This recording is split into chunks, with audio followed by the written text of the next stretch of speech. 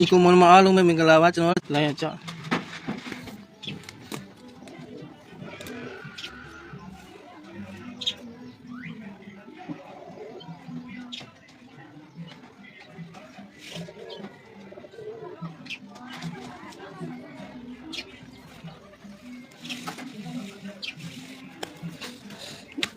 ြတရားမှာတော့ရှိသေးတယ်ကဲကြာနေမှာဆိုလို့ပြထားတယ်မယ်နော်မှာ616ဆိုတဲ့ဆောင်းဆောင်လေးရှိပါနော်အဲ616ဆိုတဲ့ဆောင်းဆောင်ထားတဲ့နေ့လေးမှာ23ချိန်မှာ23ချိန်မှာ930ဆိုတဲ့ကဏ္ဍလေးကြာပါနော်အဲ930လေးကနောက်တစ်နေ့9ချိန်မှာပြန်ကြပါဗျာနော်နောက်တစ်နေ့9ချိန်မှာ390ဆိုပြီးပြန်ကြပါနော်အဲ့လိုပြန်ကြပြီးရင်နောက်တစ်နေ့မှာလည်းနော်နောက်တစ်နေ့မှာဆိုရင်3ချိန်ကဏ္ဍလေးပေါ့နော်တစ်ချိန်2ချိန်3ချိန်ကဏ္ဍလေးမှာ4-5နှစ်ဆိုတဲ့ကဏ္ဍလေးရလေးနော်ပြန်ကြပါအဲ့ဒီကဘယ်ချိန်မှာပြန်ကြလဲဆိုရင်616လို့ဆောင်းဆောင်ထားတာလေးရဲ့တခွန်ကျော်မှာပြန်ကြခဲ့ပါနော်အဲ့လိုပြန်ကြပြီးတော့ဘာဖြစ်လဲဆိုရင်နောက်တစ်နှစ်မှာဆိုရင်ပေါ့လေနော်နောက်တစ်နှစ်မှာဆိုရင်ရောက်ကလေးရနော်တစ်ချိန်2ချိန်3ချိန်4ချိန်5ချိန်6ချိန်ဥမာ9ချိန်ဆိုရင်ဟောက်စားလေးရောက်ကပေါ့နော်အဲ့ရောက်က9ချိန်ကဏ္ဍလေးရတစ်ချိန်2ချိန်3ချိန်930နဲ့တန်းတန်းလေးပေါ့နော်အဲ့လိုဖြစ်တယ်အဲ့ကဏ္ဍလေးကဘယ်ကလာလဲဆိုလို့ချင်း616လို့ထောင်ပြီးတော့နော်23ချိန်မှာ930လို့ကြားတဲ့နှစ်ထဲကနော်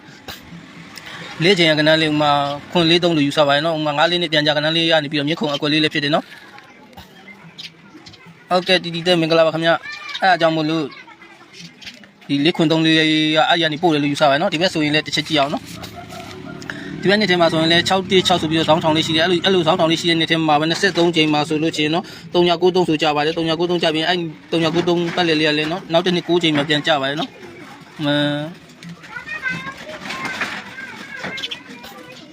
933ဆိုပြီးတော့ပြန်ကြရမနော်အဲ့လိုပြန်ကြပြီးတဲ့ပိုင်းနဲ့နောက်တစ်နှစ်3ချိန်ကကဏ္ဍလေးပေါ့နော်တစ်ချိန်2ချိန်3ချိန်ကဏ္ဍလေးမှာ395ဆိုတဲ့ကဏ္ဍလေးရလဲနော်အဲ့နှစ်ထဲမှာပဲနော်ပြန်ကြပါတယ်ပြန်ကြဘယ်နှမှာပြန်ကြလဲဆိုရင်616လို့ထောင်ထားတာလေးရဲ့တခွန်ကျော်မှာပြန်ကြခဲ့တယ်ပေါ့နော်အဲ့လိုပြန်ကြပြီးတော့ကြတော့လာမယ့်နှစ်မှာ9ချိန်ကဏ္ဍလေးရလဲရောက်ကလေးရလဲတစ်ချိန်2ချိန်3ချိန်မှာဆို933နဲ့တန်းတန်းလေးဖြစ်တယ်နော်အဲ့လိုဖြစ်လို့616ထောင်တဲ့ကဏ္ဍတစ်ခွက်ပြန်ကြရမယ်ဆိုလို့ချင်း4ချိန်ကဏ္ဍလေးပဲပေးရဆိုရင်တစ်ချိန်2ချိန်3ချိန်4ချိန်935လေးလို့ယူဆပါအဲ့935လေးက395အရင်နှစ်ထက်ပြန်ကြကဏ္ဍလေးဖြစ်တဲ့395ရဲ့မြစ်ခေါ်ကဏ္ဍလေးဖြစ်တဲ့အတွက်နော်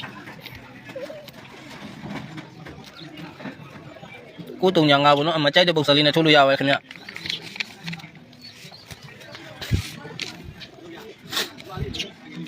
ျဒီတစ်ခါလာမှာတို့နောက်လာမယ့်ဟာလေးတွေဒီထက်ပိုကောင်းမှာနော်ပို့လို့လည်းထိုးတင်တယ်လို့ထင်တယ်နော်နောက်ပိတ်နော်ခွန်9တွဲတဲ့နေမှာနော်နောက်ပိတ်ခွန်9တွဲတဲ့နေမှာကဘာဖြစ်လဲဆိုလို့ရှိရင်နော်20ချိန်မှာပေါ့လေ20ချိန်မှာနှစ်ထိပ်စီဆိုတာအများနဲ့ကြာပါနော်အဲ့နှစ်ထိပ်စီကြာပြီးတဲ့တပြိုင်နဲ့နောက်တစ်နှစ်မှာဆိုရင်လည်းနော်နောက်တစ်နှစ်မှာဆိုလို့ချင်းနောက်တစ်နှစ်မှာဆိုလို့ချင်းနော်အဲ့နှစ်ထဲကပြန်ကြကဏ္ဍလေးကြာပါနော်365ဆိုတာကလေနှစ်ထိပ်စီထွက်တာရဲ့ပြန်ကြကဏ္ဍလေးတွေကလည်းဖြစ်တယ်ဥမာခွန်9တွဲပေါ့နော်ခွန်9တွဲထွက်တဲ့နှစ်ထဲကပြန်ကြကဏ္ဍလေးတစ်ခွက်ဖြစ်ပါရဲ့နော်365ဆိုတဲ့ကဏ္ဍလေးပြန်ကြကဏ္ဍလေးဖြစ်တယ်အဲ့ကဏ္ဍလေးပြန်ကြပြီးရတယ်ဘာဖြစ်တယ်လဲဆိုရင်နော်ဒီမှာတခြားလေးကြည့်ပါအဲ့365လို့ပြန်ကြကဏ္ဍလေးရဲ့အောက်ကကဏ္ဍဒီဘက်နှစ်ထဲမှာနှစ်ထိပ်စီရဲ့ရှေ့ကနော်တကွန်ကျော်ကနှစ်ခွန်3ဆိုတဲ့ကဏ္ဍလေးဟာအဲ့ပြန်ကြကဏ္ဍလေးကြပြီးရတယ်ပြန်ပြီးတော့လိုက်ခဲ့တယ်ပေါ့နော်နောက်တစ်ခါလေးတွားကြည့်အောင်နော်19ခုနှစ်မှာအဲ့နှစ်ထဲမှာဆိုရင်လည်းခွန်9တွဲကြခဲ့ပါနော်ခွန်9တွဲကြတိုင်းမှာပဲနော်သူကဘာဖြစ်တယ်လဲဆိုလို့ချင်းတစ်ချိန်20ချိန်မှာနှစ်ထိပ်စီဆိုတာကြာနော်နှစ်ထိပ်စီဆိုတာကြာပြီးလို့ချင်းဘာဖြစ်လဲဆိုတော့နောက်တစ်နေ့မှာပြန်ကြကဏ္ဍလေးတစ်ခွက်လိုက်ရမယ်နော်ပြန်ကြကဏ္ဍလေးကဘာဖြစ်လဲဆို286ပါနော်286ကဘယ်ကနေကြာလဲဆိုရင်286ကဒီပါမဲ့ခွန်9တွဲထွက်တဲ့နှစ်ထဲကလည်းဖြစ်နှစ်ထိပ်စီထွက်တဲ့နှစ်ထဲကလည်းဖြစ်တဲ့628ကနေပြီးတော့ပြန်ကြပါရနော်အဲ့286လေးပြန်ကြပြီးရတယ်လိုက်တဲ့ကဏ္ဍလေးကဘာကဏ္ဍလေးဖြစ်မလဲဆိုရင်391ဆိုတဲ့ကဏ္ဍလေးပါအဲ့391ဆိုတဲ့ကဏ္ဍလေးကဘယ်ကလာလဲဆိုလို့ရှိရင်ဒီနှစ်ထိပ်စီထွက်တာရဲ့တပင်ကျော်ရှေ့ရကဏ္ဍလေးဖြစ်လို့မလို့နော်အဲ့391လေးကပြန်လိုက်တယ်လို့ယူဆရတယ်ပေါ့လေနော်အဲ့ဒါဆိုရင်ဒီနှစ်ထဲလေးကြည့်အောင်ဒီတစ်ချိန်မဟုတ်ရင်လည်းအဲ့ကဏ္ဍလေးမွေးထုတ်လို့ရတယ်နော်မွေးကဏ္ဍသဘောလေးလည်းထုတ်ပေးရလေဖြစ်တယ်ဒီချိန်မှာပေးမယ်လို့ယူဆလို့ကဏ္ဍပြန်ကြကဏ္ဍလိုက်ခဲ့လို့ဒီနှစ်ထဲမှာဆိုရင်လည်းခွန်9တွဲထွက်ပါရနော်ခွန်9တွဲထွက်တဲ့တပြိုင်နဲ့20ချိန်မှာနှစ်ထိပ်စီဆိုတာလေးကြာရပါတယ်နော်အဲ့နှစ်ထိပ်စီလေးကြာတဲ့တပြိုင်နဲ့သူ့ရဲ့တပင်ကျော်ကခွန်89ဆိုတာလေးကဒီနှစ်ထဲမှာကြာရပါမယ်သူကြာဖို့ရအတွက်ဒီနှစ်ထက်ကဏ္ဍတစ်ခွက်အရင်ကြာမယ်ပေါ့နော်ဒီနှစ်ထက်ကဏ္ဍတစ်ခွက်အရင်လိုက်ကြည့်လိုက်ပါမယ်နော်ဒီနှစ်ထက်ကဏ္ဍတစ်ခွက်ကြာပြီးမှအဲ့ကဏ္ဍလေးကကြာပါမယ်ဒီနှစ်ထက်ကဆိုရင်86ခွန်လေးရှိပါတယ်နော်အဲ့86ခွန်လေးကအခုတစ်ပတ်မှာအရင်ပြီးခဲ့တဲ့အပတ်မှာထွက်သွားခဲ့တယ်ပေါ့နော်အဲ့ကဏ္ဍလေးကြာပြီးရတဲ့ခွန်89ကလိုက်ရမှာဖြစ်တဲ့အတွက်အခုဒီချိန်မှာဆိုရင်ခွန်89ပတ်လေလေးကိုကြိုက်တဲ့ပုံစံလေးနဲ့ထုတ်လို့ရပါတယ်အဲ့ဒါလေးကတော်တော်ကောင်းတဲ့အကွက်ထဲမှာပါပါတယ်နော်အဲ့ဒါကြောင့်အဲ့ဒါလေးကတော့မဖြစ်မနေထိုးတင်ပါတယ်ဟုတ်ကဲ့ဒီမင်္ဂလာပါဗျကလင်နာအစ်ကမရောက်သေးလို့ကြည်ရနည်းနည်းရှုပ်လို့ချင်တော့စင်ပြောင်ပြရဆိုတော့နော်ကြည်ရနည်းနည်းရှုပ်လို့ချင်တော့နည်းစင်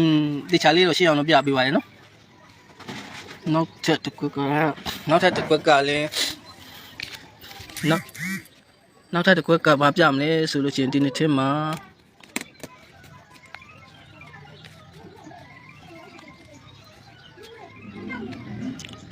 တေချာလေးကြည့်ရင်စင်ပြီးပေါ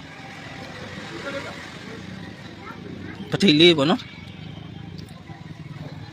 ်ပတိလေးဘရိတ်တီလို့ရိုက်တယ်ပေါ့နော်အဲ့ဘရိတ်လေးဘရိတ်တီကသူ့ရဲ့ဆောင်းမှာလေးထိတ်လေးနေပေါ့နော်လေးထိတ်စီဘရိတ်လေးဘရိတ်တီလို့ရိုက်ပြီးရနဲ့ဘာကနန်းထွက်လဲဆိုရင်6နှစ်8ဆိုတဲ့ကနန်းလေးလာပါနော်6နှစ်8ပေါ့နော်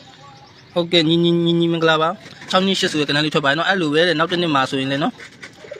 သူကဘာဖြစ်လဲဆိုရင်ပတိရွှေနေကြီးကိုတုံညာကပေါ့နော်ပရိတ်လေးပေါ့နော်ပရိတ်လေးဘရိတ်တီလို့ရိုက်ပါနော်ဘရိတ်တီလို့ရိုက်ပြီးရနဲ့သူ့ရဲ့ဆောင်းမှာဆိုရင်6တိ8လို့ထွက်ပါနော်ဒီမှာဘရိတ်လေးကဟိုမှာလေးထိပ်စီဘရိတ်လေးနော်လေးထိပ်စီလို့ရိုက်ဘရိတ်လေးလို့ရိုက်နော်သူ့ရဲ့အောက်မှာဘရိတ်တီလို့ရိုက်ပြီးရနဲ့ဟိုမှာ6တိ8လို့ရိုက်ပါတယ်ဟိုမှာပြဆိုလိုချင်တဲ့တည်းပြနော်ဒီမှာဆိုရင်6နှစ်8လို့ရိုက်တယ်နော်သူကနေအမေခရိုစင်ပဲပြေးလာတာ6နှစ်8လို့ရိုက်တယ်6နှစ်8ပြီးတော့6တိ8လို့ရိုက်တယ်နော်ဆိုလိုချင်တာဒီချိန်မှာဆိုရင်638ရိုက်ချင်တာဗျာ638ရိုက်ချင်တာကိုအမေပြမယ်နော်638ရိုက်ချင်တာဒီဘက်မှာဆိုရင်လည်းနော်ဒီဘက်အခုရောက်ကဆိုရင်လည်းနော်လေးထိပ်စီလေးရိုက်ပါနော်4ခွင့်8ဆိုပြီးသူ့ရဲ့ဆောင်းမှာဆိုရင်လည်းဘရိတ်လေးရိုက်ပါတယ်963ဆိုပြီးနော်ဘရိတ်လေးရိုက်ပြီးရတယ်ပေါ့နော်သူ့ရဲ့အောက်မှာဆိုရင်68ခွင့်ဆိုပြီးဘရိတ်လေးရိုက်ပါတယ်နော်အဲ့ဒါကြောင့်မို့လို့638ဆိုတဲ့ကနန်းလေးကအခုရောက်ကလေးမှာမဖြစ်မနေတော်တော်လေးထိုးတင်တဲ့အကွက်ထဲမှာပါတယ်ပေါ့နော်နည်းနည်းတင်ထိုးမယ်ဆိုရင်လည်းထိုးလို့ရတယ်ဆိုပြီးတော့ကျွန်တော်ပြပေးချင်ပါတယ်နော်ဒီကနန်းလေးကတော်တော်လေးကောင်းတဲ့အချိန်မှာပါပဲနော်ကျွန်တော်ကိုယ်တိုင်ကိုအခုပြတဲ့ကနန်းလေးကမထိုးရသေးဘူးနော်လုံးဝမထိုးရသေးဘူးအဲ့ဒါဟိုလို့စင်ပြေအောင်လို့မို့လို့အဲ့ဒါပြပေးထားနော်ပြန်ပြီးတော့ပြပေးမယ်နော်ဒီဘက်နှစ်ထဲမှာဆိုရင်လေးထိပ်စီထွက်တယ်သူ့ရဲ့ဆောင်းမှာဆိုဘရိတ်လေးရိုက်တယ်ဘရိတ်တီရိုက်တယ်ပြီးရနဲ့6နှစ်8ဆိုတဲ့ကနန်းလေးကြားတယ်နော်အဲသူကနေပြေးပြီးတော့သွားလိုက်မယ်နောက်တစ်နှစ်မှာဆိုရင်လေးထိပ်စီလေးရိုက်တယ်ဘရိတ်လေးရိုက်တယ်ဘရိတ်တီလေးရိုက်တယ်သူ့ရဲ့အောက်မှာဆိုရင်6တိ8လို့ဖြစ်သွားတယ်ဟိုမှာကြည့်နော်ရှစ်ကပ်မှာဆို6နှစ်8ဒီမှာဆိုရင်6တိ8ဒီဘက်မှာလည်းအဲ့လိုပဲလာတယ်လေးထိပ်စီလေးရိုက်တယ်ဘရိတ်လေးလို့ရိုက်တယ်ဘရိတ်တီလို့ရိုက်တယ်အဲဒါကြောင့်မို့638ဆိုတဲ့ကနန်းလေးကမဖြစ်မနေကျွန်တော်တင်ထိုးရမယ့်ကနန်းလေးလို့ယူဆမိရပါလို့ဆိုတော့တော်တော်လေးလည်းကောင်းတဲ့အကွက်ထဲမှာပါသူဘလို့ပုံစံနဲ့ပြောင်းပေးမယ်မပေးဘူးတော့ပြောလို့မရဘူးပေးမလားမပေးမလားဆိုတာလည်းစဉ်းစားစရာတော့ဖြစ်တယ်ဒါပေမဲ့လို့ဒီလောက်ထိလောက်ခဲ့ပြီးမှတော့ပေးမယ်လို့ယူဆပါတယ်နော်ဒီထက်အထောက်တွေအများကြီးရှိသေးပါတယ်ဒါကကျွန်တော်ကဗီဒီယိုဖိုင်နဲ့မရှိစေချင်လို့ကြည့်ရတဲ့လူတွေလည်းလိုအောင်လို့အတူချုံးလေးနဲ့ပဲပြလိုက်တာပဲဖြစ်ပါတယ်နော်638လေးကတော်တော်ကောင်းပါတယ်နော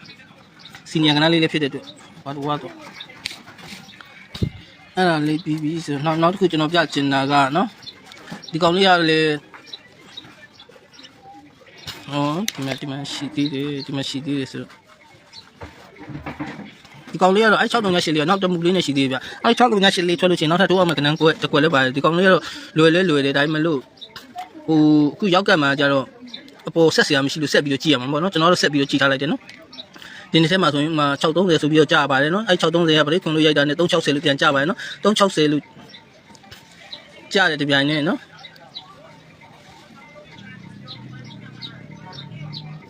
အေးရောက်360လို့ကြားတဲ့ဒီပိုင်းနဲ့အမှ630ပြဘေးကတစ်ခွန်ဆိုတဲ့ကနန်းလေးတစ်ချိန်2ချိန်3ချိန်4ချိန်5ချိန်6ချိန်မှပြန်ကြာလေးရှိပါတယ်နော်အဲ့ဒါလေးတစ်ခွန်လေးပြန်ကြာလေးရှိတယ်ဒီဘက်ကမှဆိုလို့တွားကြည့်မယ်နော်မှ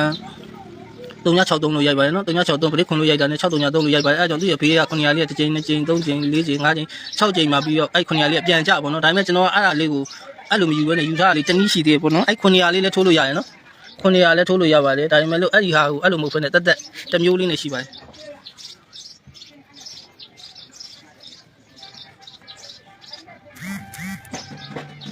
ဒီလာအနေနဲ့ဖြစ်ဦးပါဟုတ်ကဲ့အဲ့ဒီဟာလေးကိုကျွန်တော်ဘယ်လိုကြည့်ထားလဲဆိုရင်အဲ့ဒါလေးတစ်မျိုးပေါ့နော်တစ်မျိုးဆိုအဲ့လိုပုံစံလေးနဲ့မဟုတ်ပဲကျွန်တော်ကြည့်ထားပါတယ်ပေါ့နော်ဒီမှာဆိုရင်891ဆိုတဲ့ကနန်းလေးရှိအဲ့630မဟုတ်ဖ ane လင်းဒါ891ဆိုတဲ့ကနန်းလေးရှိပါအဲ့891လေးကဘယ်ကလာလဲဆိုသူ့အောက်ကနေတစ်ချိန်ဘေးလိုက်ပေါ့နော်တစ်ချိန်2ချိန်3ချိန်4ချိန်198ဆိုတဲ့ကနန်းလေးက891ဆိုပြီးတော့ပြေးရိုက်ပါတယ်နော်ဒီဘက်နှစ်ထဲမှာဆိုရင်လည်းအဲ့လိုရှိတယ်363ဆိုတာလေးရှိတယ်363ကဘယ်ကလာလဲဆိုသူ့ရဲ့အောက်ကနေဘေးလိုက်မယ်နော်တစ်ချိန်2ချိန်3ချိန်4ချိန်633ဆိုတာ363လို့ပြေးရိုက်တယ်အဲ့ဒီဖြစ်စဉ်လေးကဘယ်လိုဖြစ်လဲဆိုရင်ခုနပြခဲ့လို့ပဲနော်သူ့ရဲ့ဆောင်းက891ရဲ့ဆောင်းကတစ်ခွန်လေးကတစ်ချိန်2ချိန်3ချိန်4ချိန်5ချိန်6ချိန်မှပြန်ကြပါရဲ့နော်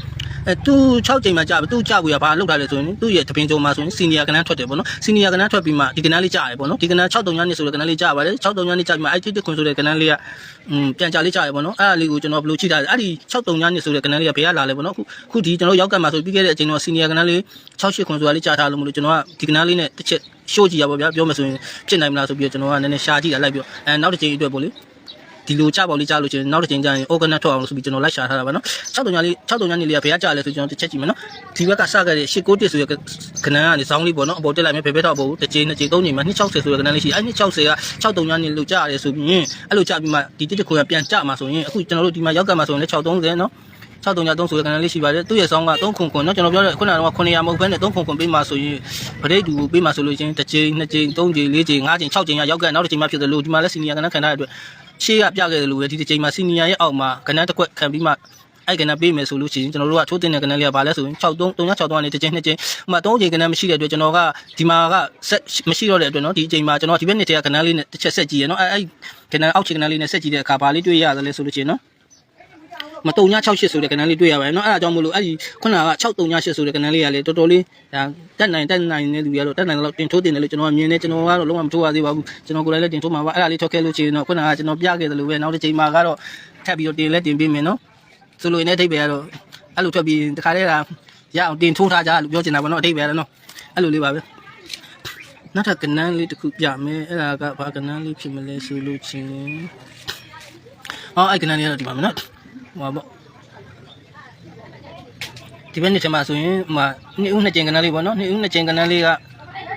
ခွန်30ဆိုတဲ့ကနန်းလေးအဲ့နှစ်ထဲမှာပြန်ကြပါပြီဗျာနော်အဲ့နှစ်ထဲမှာပြန်ကြပါတယ်အဲ့လိုခွန်30ဆိုပြီးပြန်ကြတဲ့တပြိုင်နဲ့သူ့ရဲ့ဘေးကနေတစ်ချိန်နှစ်ချိန်သုံးချိန်966ဆိုပြန်ကြတယ်နော်966ဆိုပြန်ကြလို့သူ့ရဲ့အပေါ်မှာလည်းဒီမှာ4ခွန်1ဆိုတဲ့ကနန်းလေးလည်းပြန်ကြခဲ့ပါတယ်နော်အဲ့4ခွန်1ပြန်ကြပြီးလို့ချင်းဘာဖြစ်လဲဆိုလို့ချင်းနော်အဲ့နှစ်ထဲကသူ့ရဲ့ဘေးကနေထဲကကနန်းတစ်ခွက်ကပြန်ထွက်ခဲ့ပေါ့နော်ဒီကနန်းလေးပေါ့နော်ကျွန်တော်ပြမှာတော့ဒီကနန်းလေးဖြစ်ပါတယ်အမှ954ဆိုတဲ့ကနန်းလေးကလည်းနောက်တစ်နေ့ထဲမှာပြန်လိုက်ခဲ့တယ်ပေါ့နော်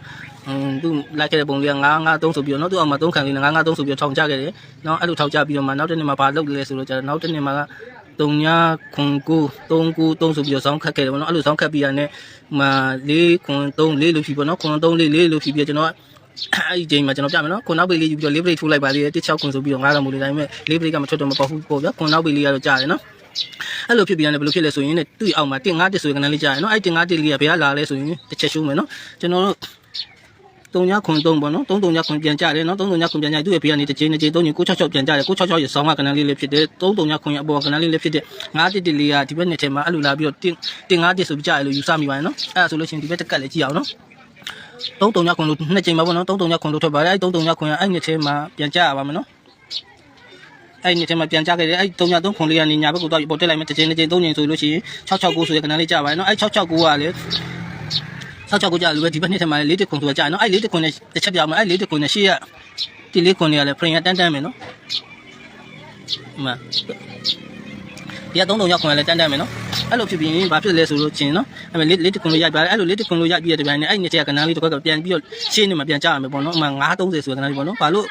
ဟိုအဲ့ရုပ်စာကိုကြဖို့ကြာနေလေးပြီးကြမှာတစ်ချက်ရှင်းပြမယ်နော်အဲ့930ဆိုတဲ့ကနန်းလေးပြန်ကြပါရနော်သူ့မှာဆိုရင်အပေါ်မှာဆိုလဲ9ထိပ်စီလေးနဲ့လာပြီး953ဆိုပြီးတော့မှဖြီးပြီးတော့930လေးကြာတယ်အဲ့လိုကြာဖို့ရအတွက်သူ့အပေါ်မှာဆိုရင်1 chain ကနန်းလေးခံပြီးမှ9ထိပ်စီလေးဖြစ်ရမယ်1 chain ကနန်းလေးခံပြီးမှလည်းကြာပါရနော်အဲ့933ဆိုပြီးတော့ကြာပါတယ်ရှေ့ကနေလေးတစ်ချက်ပြန်ကြည့်ပေးမယ်နော်ရှေ့ကနေလေးဟိုကနေရှေ့ကနေနှစ်ထဲမှာဆိုရင်လည်းနော်သူ95လေးပြန်ကြောက်သွားအတွက်9ထိပ်စီလေးလည်းခံရပါမယ်1 chain ကနန်းလေးလည်းဖြစ်ရပါမယ်နော်အဲ့ဒါကြောင့်မို့လို့95လေးဆိုတဲ့ကနန်းလေးကနော်96လေးဆိုတာလေးကြာပြီးမှ95လေးဆိုတာလေးကကြာပါပြီဗျာနော်အဲ့လိုကြာပြီးတော့ဘာဖြစ်လဲဆိုရင်ကျွန်တော်ကလေဒီဘက်နှစ်ထဲမှာဆိုလဲ39လို့ထောင်တယ်39လို့ထောင်ပြီးသူကနေပြီးတော့သူ့အပေါ်က3ထစ်လေးနဲ့393ဆိုပြီးတော့ဇောင်းခတ်ပါရနော်3ထစ်အဲ့လိုဇောင်းခတ်ပြီးသူကဘာဖြစ်လဲဆိုဒီလိုပေါင်းချင်း4ဖြစ်ရမယ်ဗျာနော်ဒီလိုပေါင်းချင်း4ဖြစ်ရမယ်ဆိုဒီမှာလဲ4ခွန်4 3ပေါ့နော်နော်ခွန်4 3လို့ရပြီး4 3ခွန်လို့နောက်ပေလေးပြန်ဖြီးရမယ်ပေါ့လေအဲ့လိုလေးဖြီးပြီးမှခုနကကနန်းလေးကြာပြီးတော့ကျွန်တော်မျှော်လင့်တာဒါပေမဲ့လို့ကျွန်တော်ထိုးတာက6တစ်ခွန်ရယ်16ခွန်ရယ်4 plate နော်ခွန်နောက်ပိတ်နဲ့4 plate လေးထိုးတယ်ဒါပေမဲ့လို့အဲ့ကနန်းလေးကပြီးခဲ့တဲ့အချိန်တော့မတင်ပေးလိုက်ပါဘူးနော်မတင်ပေးရကနန်းပေါက်လေးတိတ်မကောင်းဘူးထင်လို့မတင်ပေးလိုက်တာတလုံးလွှဲသွားတယ်ပေါ့နော်အဲ့လိုဟာလေးကြာပြီးမှအခုကြောက်ကလေးမှာအဲ့ကနန်းလေးကြာကျင်တာဆိုခါကြနော်ရှေ့ကကလေးပဲကျွန်တော်ဒီနေ့ထဲမှာဆိုရင်လဲ333ခွန်ရဲ့အပေါ်ကကနန်းလေး3ခွန်ဖြစ်တယ်လို့အဲ့333ခွန်ဘေးကနေရေးလိုက်မယ်နော်တစ်ချိန်2ချိန်3ချိန်669ပတ်လေလေးဆောင်းက3ခွန်ဖြစ်တယ်လို့ဖြစ်လို့မလို့အဲ့ဒီ3ခွန်နဲ့ကိုလည်းကြိုက်တဲ့ပုံစံလေးနဲ့ထိုးနိုင်ပါတယ်အဲ့ကနန်းလေးကလည်းကောင်းပါတယ်လို့ကျွန်တော်ပြောချင်ပါတယ်ဗျာနော်အားလုံးပဲကျွန်တော်ပြလေးအဆင်ပြေမယ်လို့ကြည့်ရတာအဆင်ပြေမယ်လို့ထင်ပါတယ်ဗျာနော်share လေးများများလုပ်ပေးပါလို့တောင်းဆိုချင်ပါတယ်နော်အားလုံးဆိုလေအများသူငါမြင်ရအောင်လို့နော်ပေါက်ရင်လည်းအတူတူပေါက်ကြရအောင်လို့နော်အဲဒါကြောင့်မလို့အားလုံးအဆင်ပြေအောင်လို့ပါကျွန်တော်ကိုယ်တိုင်လည်းလက်ရှိချိန်ကြီးမထိုးရသေးပါဘူးဒီထက်ကောင်းတဲ့ကဏ္ဍလေးတွေတွေ့ရင်လည်းတင်ပေးပါအောင်မယ်လို့ပြောကြရင်လည်းကျွန်တော်ရဲ့ဗီဒီယိုလေးကိုဒီနေရာမှာနေမဲ့အဆုံးသတ်လိုက်ရပါတယ်ကျွန်တော်နဲ့ဒီ 3D ကိုပေါင်းမှာအားလုံးပဲ 3D ပေါက်ကြပြီးစိတ်ချမ်းသာရင်ကိုကြီးကျမချင်းပြည့်စုံကြပါစေလို့ကျွန်တော်ကဆုတောင်းပေးလိုက်ပါရခင်ဗျအားလုံးပဲဘိုင်ဘိုင်